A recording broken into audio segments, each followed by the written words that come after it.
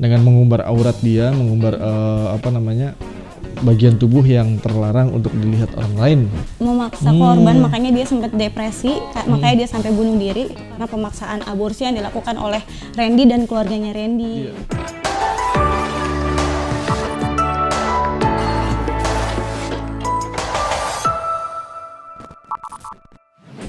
Halo viewers JPN.com, kembali lagi bersama kami dalam Reaction JPN.com. Ada cerita di balik berita. Siap, tentu saja di ini hari yang cerah, hari yang bahagia untuk kita semua. Kali ini kita nge-reaction berita apa saja sih Kade ya? Kira-kira. Hari ini ini aku kasih bocoran spill sedikit. Spill the tea. Nanti kita bakal ngebahas berita tentang Siskae. Yang lagi. Siapa itu? Saya tidak tahu. Ya nanti kita bahas lah ya. Oke. Gitu. Pasti nanti Bang Sergi lebih tahu lah. Enggak, justru itu. Terus kita juga bakal ngebahas soal berita Randy yang kemarin juga lagi ramai nih. Randy ya? Berita Randy dan pacarnya yang bunuh diri itu loh. Oke. Selengkapnya hanya di Reaction JPN. JPN.com. Oke, berita kelima ya, populer puncak berita kelima ini yang minggu ini izinkan saya yang membaca ya, maksudnya yang mereaksi gitu. Jadi headline-nya cukup menarik ya. Heboh, Siskae pakai jilbab seusai ditangkap, ternyata ini agamanya. Nah, siapa yang belum tahu Siskae itu mungkin Mbak Dea bisa menjelaskan? Jadi Siskae itu dia semacam selebgram ya? Atau apa sih dia? Orang populer lah, dia konten kreator lah, yang kontennya ini sangat kontroversi. Vulgar, gitu. sangat vulgar dan menurut yang aku tahu ya dan aku yang baca di artikel JPN.com tentu saja Siskae ini tadi kata kamu adalah konten kreator di Twitter tapi Twitter. Dengan konten-konten yang ditanda kutip vulgar ya, dengan mengumbar aurat dia, mengumbar bagian tubuh yang terlarang untuk dilihat orang lain ya, istilahnya seperti itu. Nah, terjadilah penangkapan itu sama kepolisian dari Jakarta, Intel dari Jakarta, perempuan juga gitu, di satu stasiun ya. Jadi pas keluar dari, kalau aku lihat videonya di TikTok JPN.com, itu Siskae itu dari kereta turun diikutin sama polisi. Ditangkap lah, pas dari turun kereta langsung ditangkap. Nah, hebohnya ketika ditangkap itu dia tidak pakai jilbab, ketika masuk ke kantor polisi dia memakai jilbab. Nah, maka dari itu terjadilah satu polemik di netizen, terutama di Twitter, adanya tagar bahwa Siskae bukan muslim, bukan muslimah gitu. Maksudnya Siskae bukan orang Islam seperti itu karena dia pakai jilbab. Nah, kenapa sih tagar itu muncul? Karena ternyata ada satu kasus foto netizen yang punya foto netizen dan itu mengupload di komentarnya Siskae, kalau punya Siskae, di tagar Siskae bukan muslim itu Siskae lagi memakai salib, kalung salib. Nah, seperti itu. Nah, tapi ternyata ketika kita membaca artikelnya, headline berita di JPN.com ini, kepolisian yang menangkap Siskae ini namanya Pak Yulianto itu di KTP-nya Islam.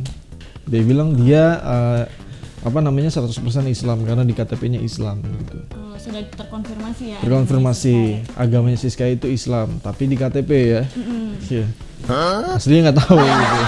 Ya seperti itu. Oke. Ada pembaca JPNN yang setia ini, dia mengomentari berita tentang Siskae ini nih, Bang Sergi. Ini silakan. Namanya Marcos Tampu Bolon. Oke. Bukan agama yang membuat orang melakukan seperti Siskae. Kepribadian manusianya jangan disangkut paut agama dalam masalah ini. Cakep. Ingat, cara kerja orang mencari nafkah berbeda-beda. Cakep. Gitu Ya. katanya Marcos. Saya 1000% sangat setuju karena kalau ketika ada satu umat agama yang buruk itu bukan masalah agamanya, tapi memang harus orang itu pribadi sendiri. Artinya dia sendiri bukan ada urusannya sama agamanya. Bukan menjalankan ajaran Islam atau ajaran Kristen yang benar gitu. Oke ya, siap. Case close. Nah, berita keempat paling populer di JPN.com minggu ini. Ada apa dia? Ini tentang Pak Presiden nih. Wih. Kunjungan kerjanya Pak Presiden. Siap. Jadi Pak Presiden ini datang ke Lumajang. Nah, headline-nya gini. Semeru ya berarti ya? Betul. Lihat nih Pak Jokowi tiba di Lumajang, siapa yang menyambut gitu. Jadi Pak Presiden Joko Widodo ini dia datang ke Lumajang hari Selasa kemarin sekitar pukul 9.30 pagi, setengah 10 pagi gitu. Nah, terus dia mendatangi lokasi yang terdampak erupsi Gunung Semeru. Detail sekali ya artikel jpnu.com ya, sampai jamnya itu dikasih tahu. Iya, jadi pagi-pagi banget nih Pak Jokowi sudah tiba di Lumajang gitu. Nah, Presiden ini dia menggunakan helikopter Super Puma TNI AU sampai di Lumajang dari Bandar Udara Internasional Juanda, Kabupaten Sidoarjo. Nah, dia dan rombongan mendarat di helipad Stadion Sri Kandi, Kelurahan Tempe Tengah, Kecamatan Tempe, Kabupaten Lumajang. Dan kehadiran Presiden ini disambut Gubernur Jawa Timur Khofifah Indar Parawansa, Kepala BNPB, Letjen TNI Suharyanto, dan Kapolda Jawa Timur Irjen Niko Afinta gitu. Lalu yang menjadi concernnya di artikel ini apa menurut kamu dia? Concernnya adalah yang pertama Pak Presiden ini dia mau memberikan dukungan lah kepada masyarakat yang terdampak dari erupsi Gunung Semeru ini gitu. Ya, cukup sedih ya gitu, Cukup berita sedih duga ya, untuk internasional malahan ya, bukan nasional toh. Betul. Karena yang aku tahu dari berita-berita internasional terus di tagar-tagar Twitter itu heboh banget. Heboh banget karena Semeru ini juga terkenal banget Bang Sergi gitu. Keindahannya, Ranu Kumbolonya gitu. Gitu. Gunung-gunungnya. Kita berdoa semoga cepat pulih lagi antara fisik, mental dan keberpikiran bagi anak-anak Semeru ya. Iya. Gitu. Saya sebenarnya pengen datang ke sana jadi relawan, cuman nggak memungkinkan. Iya. Kalau sudah ada yang ngajak. Oke. Case close. Dia tidak terasa ternyata kita sudah ke berita ketiga ya. Cepet berita banget ketiga cepet banget. Saya pengen lama-lama sama kamu dia. Waduh. Cuman pada nggak betah di sini, capek duduk. Oke, headline beritanya seperti ini. Doa bahasa Indonesia bikin gerah. Jenderal Dudung sampai disarankan ganti nama. Siapakah yang menyuruh seorang mengganti nama? Seorang Jenderal Dudung diganti nama disuruh ya. Oke. Di Jakarta, Ketua Persaudaraan Alumni atau PA 212, Selamat Ma'arif meminta kepada staf TNI Angkatan Darat atau Kasat, Jenderal Dudung Abdurrahman mengerjakan tugas pokok di militer ketimbang terus berbicara tentang agama. Oh, jadi kasusnya di berita ini kenapa si Pak Selamat ini mengomentari Pak Dudung karena Pak Jenderal Dudung karena pada saat diundang di podcastnya Deddy Kobuser, Pak Jenderal Dudung itu sempat menyinggung soal agama. Sebenarnya nggak menyinggung sih, yang tersinggung aja. Iya. Dia cuma menyebut. Saya sih nggak tersinggung gitu. Ya kan, intinya bikin statement bahwasanya Jenderal Dudung saya biasa baca doa itu menggunakan bahasa Indonesia. Oh gitu. Kalau di depan umum, ya kan kalau kita nggak tahu di sepertiga malamnya Jenderal Dudung bahasa Arab atau malah bisa bahasa Arab, nggak tahu kan gitu. Dan ya yang seperti yang kita ketahui bahwasanya banyak banget naik. Ini kan istilahnya Jenderal Dudung ini kan baru naik nih, banyak banget serangan-serangan gitu loh. Oh iya. Betul. Ya salah satunya dari netizen dan lain-lain perihal ini gitu, perihal statement beliau di Deddy Kobuser. Nah, terus nggak hanya Selamat Ma'arif itu yang mengomentari, tapi juga dari MUI juga mengomentari bahwasanya lebih bagus doa menggunakan bahasa Arab. Karena Pak Dudung ini orang Muslim gitu kan, orang Muslim, orang Islam. Ya lebih baik bahasa Arab. Kalau misalnya tidak bahasa Arab itu tidak bagus, ganti nama saja. Kan Abdurrahman dia kan, Dudung, Jenderal Dudung Abdurrahman. Maksudnya itu adalah Abdurrahman kan artinya adalah hamba yang diberikan keberuntungan, ya kan, seperti itu. Maksudnya diganti seperti itu kan nggak bisa seperti itu. Gitu kira-kira. Gitu. Nah, ada komentar dari Tantra Nugraha. Oke. Dirimu mau berdoa menggunakan bahasa Arab, bahasa Indonesia atau bahasa apapun juga terserah. Yang penting jangan menjelekkan orang lain yang beda. Kalau bisa bahasa Arab lebih baik daripada salah kalimatnya. Ya, benar. Gitu, benar sih. Berdoa bisa pakai bahasa apa aja ya kan? Ya. Ditimpali oleh mereka yang menggunjing, yang membilang Jenderal Dudung itu nggak baik kalau nggak bahasa Arab. Terutama Pak Slamet itu, Selamat Arif bilang katanya lebih baik concern ke masalah Papua gitu kan.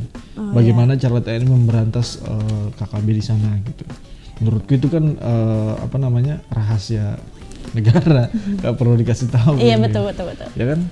Ya jadi yang simple aja. Contohnya seperti itu. Ada lagi nih Bang Sergi yang ngebahas soal berita ini. Namanya Eko Hidayat. Betul yang diucapkan Pak Dudung, karena Tuhan memang bukan sekedar orang Tuhan itu kholik. Tuhan Maha Tahu, bahkan sebelum kita ucapkan atau panjatkan doa-doa kita, Tuhan sudah mengetahui. Mau kita ucapkan dengan bahasa apapun, Tuhan tetap memahaminya. Beda dengan Slamet, nama Jawa, baju, sok ke Arab-Araban. Ya karena sekali lagi kita pahami bahwasanya Tuhan itu bukan suatu makhluk ciptaan, Tuhan juga bukan orang Arab. Betul. Case close. Sekarang kita udah masuk ke berita populer paling populer nomor 2 di jpnn.com minggu ini. Kali ini beritanya tentang berita hiburan nih, soal artis cantik Sophia Latjuba, gitu ya. Jadi gini judulnya, Sophia Latjuba akhirnya buka-bukaan soal agamanya. Ternyata gitu. Judulnya aja sudah ini beritanya ternyata sesuatu ya. Sensitif sekali ya soal agama-agama. Iya ya, gitu. Jadi gini beritanya. Aktris Sophia Latjuba akhirnya buka-bukaan soal keyakinan yang dianutnya. Selama ini banyak yang menduga mantan istri Indra Lesmana itu beragama Islam. Sophia Latjuba lantas bercerita perjalanan spiritualnya saat dirinya masih kecil. Dia diminta untuk memilih agama antara Katolik yang dianut ibunya atau Islam yang diyakini ayahnya. Terus Sophia Latjuba bilang gini, waktu itu masih umur 9 atau 10 tahun lah gitu. Terus Ibunda Eva Celia itu merasa dirinya seorang Katolik karena selalu diajak beribadah ke gereja oleh ibunya Sophia Latjuba gitu. Cuma kan memang kalau di Katolik harus dibaptis dahulu atau ikut bokap, which is Islam katanya dia gitu kan. Nah dia ngaku sempat berat tuh buat mutusin mau pilih agama yang mana, tapi akhirnya dia memantapkan hati untuk dibaptis gitu. Bokap nggak apa-apa sih kata dia gitu kan, katanya kalau agama kan masing-masing, nggak harus ikut orang tua juga gitu. Akhirnya dia memilih untuk jadi seorang Katolik. Gitu. Bukan Islam berarti? Bukan. Jadi Katolik itu kebebasannya Sophia Latjuba ya kan, untuk memilih. Beragama adalah hak setiap warga negara. Ya kan, jadi mau agamanya apapun yang penting adalah sebenarnya agama itu kan adalah menu dapur ya. Menu dapur, istilahnya resep dapur yang dimana kita harus mengolah lalu harus kita sajikan ke orang luar, ke eksternal gitu. Seperti itu. Jadi walaupun agamanya apapun ya yang penting resepnya bagus dan kita bagaimana mensajikan moral kita, etika kita terhadap sesama makhluk hidup. Betul. Mau Islam, mau Nasrani, mau atau Katolik agama lainnya gitu. Gitu ya? Siap? Case close. Oke deh ya, sekarang kita masuk ke dalam the most popular news di jpnn.com. Tentang apa nih Bang Sergi yang paling rame? Headline-nya tega, Bribda Randy ternyata 2 kali meminta Novia melakukan perbuatan dosa. Randy itu siapa sih? Bribda Randy ini pacarnya korban. Coba kita dibahas dulu aja. Wakapolda Jawa Timur Brigjen Slamet Hadi Supraptoyo menyatakan Bribda Randy Bagus ternyata 2 kali meminta almarhumah Novia Widyastari Rahayu menggugurkan janin hasil hubungan mereka. Gitu. Ternyata almarhumah Novia ini adalah pacarnya si Bribda Randy. Saya bilangnya Randy aja ya, karena kan dia sudah tidak pakai Bribda ya kan. Surprise. Ditemukan bukti bahwa korban selama pacaran itu ternyata 2 kali aborsi. Ya, jadi dia ketemu pada Oktober 2019 ya kan. Sampai pacarannya 2021 Desember gitu kan. Tindakan aborsi bersama-sama yang mana dilakukan pada Maret 2020 dan Agustus 2021 belum lama ini.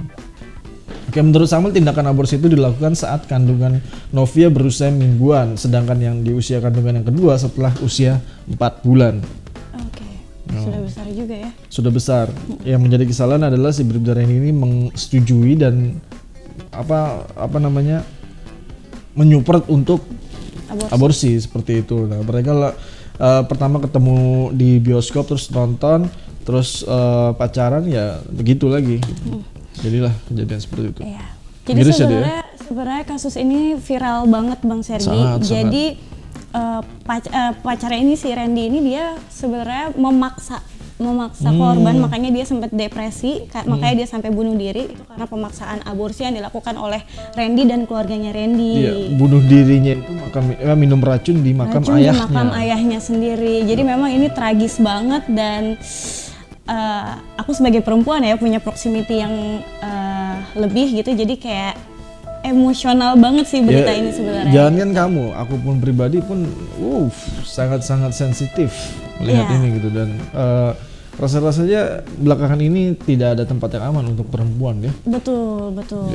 Karena ya itu terlalu banyak kasus kekerasan yang biasanya baru viral dulu, baru rame gitu. Viral dulu baru ada tindakan gitu.